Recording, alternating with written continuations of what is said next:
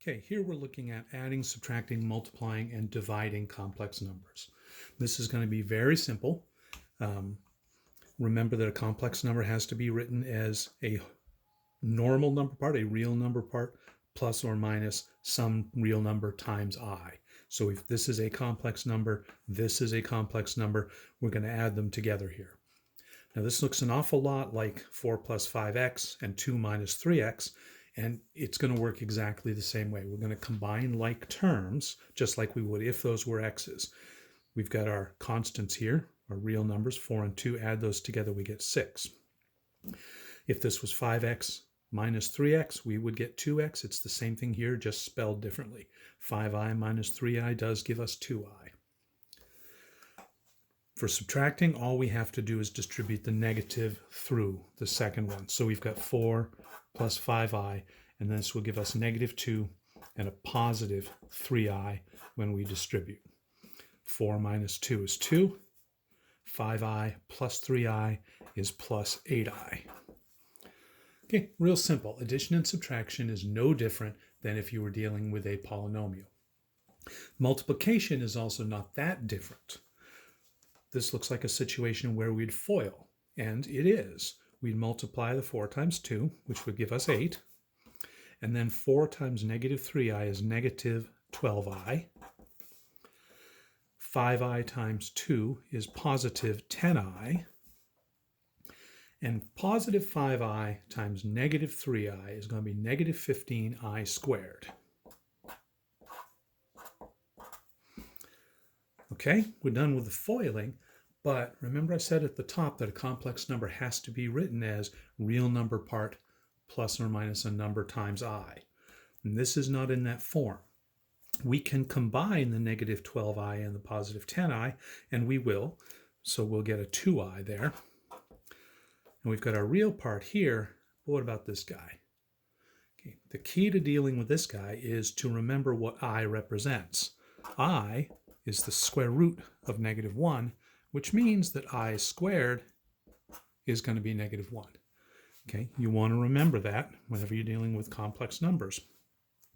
I squared is negative 1, so what we really have here is negative 15 times negative 1, which is positive 15. Okay, so the I squared is going to go away. It's just going to change the sign of that number, and that gives us 8 plus 15, which is 23. So we end up with our answer of 23 plus 2i. Not that bad, just like foiling two binomials together and getting a quadratic polynomial, except we can simplify this into a binomial again. Division is going to be a little bit more work, and I'm going to show you this, but you do not need to write it down. I'm not going to expect you to do this. If you're interested, I have students every semester who feel like they want to do this out the long way, and that's fine. More power to them. To divide two complex numbers, we're going to multiply the top and bottom by what we call the complex conjugate of the bottom, which is the same real part, the same imaginary part, but different sign in the middle. If this one's minus, this one will be plus, and vice versa. So you're going to multiply top and bottom by that, and it's going to have an interesting effect on the denominator. When we FOIL this out, we're going to get 4 plus 6i minus 6i, and then minus 9i squared. Right, now, from what we just did, right, we know that I squared is negative 1, so what we really get here is 4 plus 9, which is 13. Because this gives us a whole number in the denominator instead of having, gives a real number in the denominator instead of having something with I in it, which simplifies things a lot. Now for our numerator, we're going to get 8, 4 times 2. We're going to get 4 times 3i is 12i. 5 times 2, or 5i times 2 is 10i. And then positive 5i times positive 3i is going to give us positive 15i squared, which is going to give us negative 15. So that'll give us negative 7 plus 22i.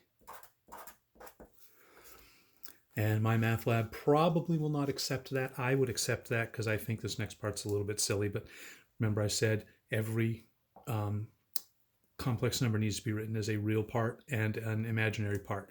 This isn't written this way, so we have to break it up. Negative 7 over 13 plus 22 over 13 times I. Now let me show you a quicker, easier way to do that. Our old friend, the TI, whatever number you got. In parentheses, 4 plus 5. The I key is down here. It's the second function on the period. So second period, I, close parentheses, and then we divide, put the entire denominator in parentheses. Whenever you're dividing, put the entire numerator in parentheses and the entire denominator in parentheses, and that way you should get the right answer. And then we hit enter and we get something really hideous. But if we want to turn that nice, all we need to do is go to math, and our default is convert to fraction. So just hit convert that to fraction, and it will give us our negative 7 over 13 plus 22 over 13i, which is exactly what we should have gotten. Okay, so that's how to use the calculator, and it will do the other operations as well. If we wanted to do 4 plus 5i times 2 minus 3i, it gives us our 23 minus 2i, which is what we got there. All right, so I'm going to let you use the calculator for all of these operations. You're welcome to do them by hand, but you don't need to.